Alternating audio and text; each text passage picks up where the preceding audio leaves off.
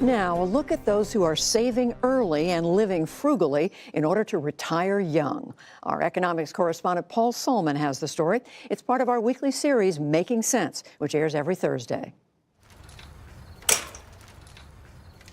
Pete Adeney almost always leaves his Longmont, Colorado home on 2 wheels instead of 4. It's a lot cheaper. For 7 years, Pete, a.k.a. Mr. Money Mustache, has been preaching parsimony on his popular blog. And he sure practices what he preaches. How much do you spend a year? We don't budget, but it seems to always end up around $25,000 to $27,000 per year for the family of 3. Plus health insurance in the low 30s. Adeney and his followers, known as Mustachians, are key players in the FIRE, or FIRE movement. Financial independence, retire early. And we do mean early. Adeney and his wife left their engineering jobs in 2005. So we were 30 at the time. Mark and Sina Ebersol no longer have to work either. How old are you? 37. 35. Michael and Ellen Robinson, both 38, stopped working full-time 2 years ago. I had this concept that saving as much as we could, as early as we could, would allow compound interest more time to do the work. How do they all do it? Adeney saved 50 to 75% of his income over 9 years as an engineer. We just did a little bit less than most people of our income level, and that was enough to save it. The U.S. tradition is to spend pretty much everything we earn. We only have like a 3% savings rate. You just don't do that, and you always have a choice.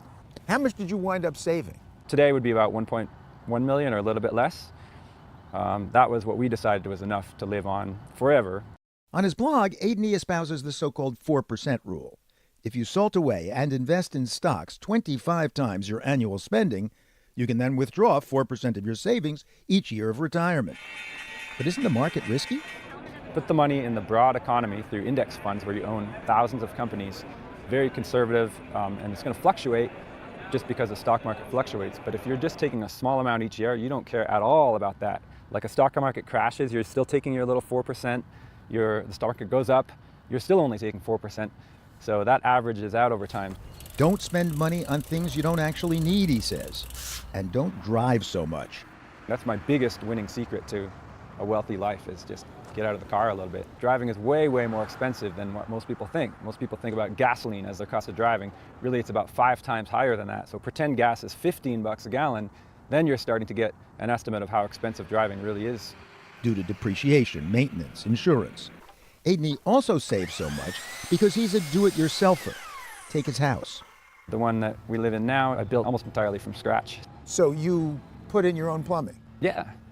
You did your own flooring? Yeah, that's part of a house. You did your own electricity? I would do my own heart surgery if it was safe. Last year, Adeney renovated a dilapidated building on Longmont's main street to create a co-working space for fellow Mustachians. And he added what he calls a tiny house conference room. It was just $3,000 in materials, partially from Craigslist, and then we get a dedicated office that's year-round, insulated. On top of the tiny house, nourishment that costs even less. I'm not an apple expert, but I just call these delicious free apples. So, Delicious free. So cheers. Cheers. So one of the ways we save money is by only shopping at thrift stores. Adeney has acolytes aplenty. 38-year-old retired teacher Ellen Robinson's trick? Don't buy anything new. This is from the Loft, and you can buy that for closer to $8 instead of buying it for $50.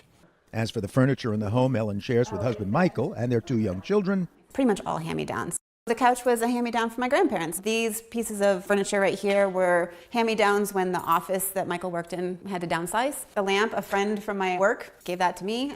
coffee table. But this is actually something I bought at a resale shop. By now, it will not surprise you that the family car is also secondhand.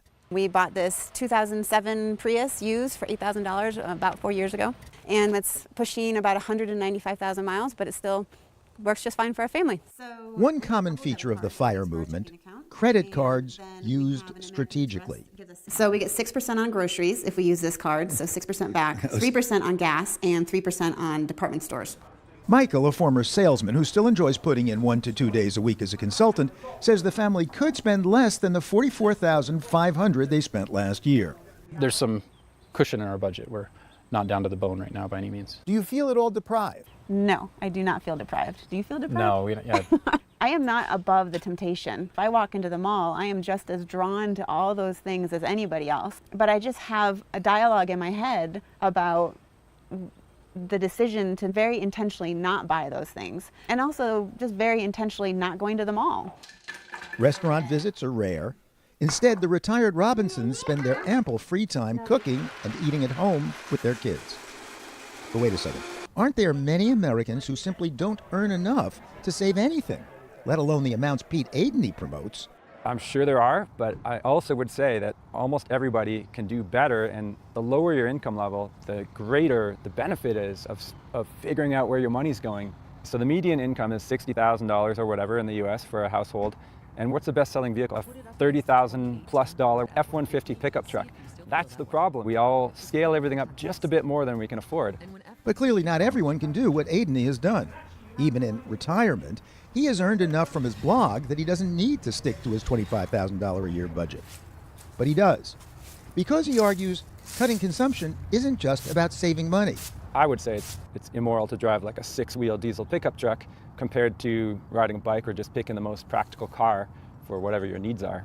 Immoral because it's polluting the atmosphere. Yeah, it's because of your effect on other people and other living things. So like you're going to consume a lot more metal and a lot more fossil fuels just to carry your tiny self around. He said, I've been speaking to a friend about your business. Adeney does have followers who can't afford to stash away at Mustachian levels.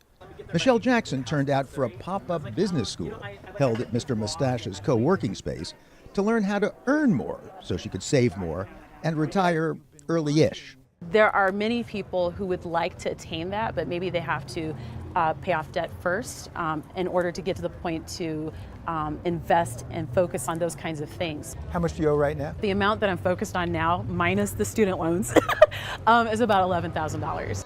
And even for debt-free higher earners like Mark and Sina Ebersol, becoming financially independent began as a heavy lift. It was pretty hard at the beginning for me, paring it down and saving. That was a very foreign concept for me. Did you like it? No. It felt a little bit like, are we wasting away our good years? 10 years later, the former dance instructor is grateful that she and Mark, an engineer, work only when they want to. We're working on opening a ballroom dance hall. It's kind of like a ballroom dance studio, but more social focused. Ellen Robinson relishes the reward of scrimping that drives the FIRE men and women seeking financial independence. It's not necessarily about not working, but it's the freedom that comes with not having to work. Right now, my kids are 4 and 2, and I'm home with them all day, every day, and not worrying about whether or not we can buy our groceries. As for Mr. Money Mustache himself, The goal is just to live a happy existence and maybe leave the world better than when you started. So I've done small businesses like carpentry, and a lot of dad work has been my biggest occupation, a bit of writing, some music. So I still have, if I'm lucky, another 55 years of retirement to go, and I'll let you know how that turns out. And for as long as I can, I'll be all ears. This is economics correspondent Paul Solman at Mr. Money Mustache headquarters in Longmont, Colorado.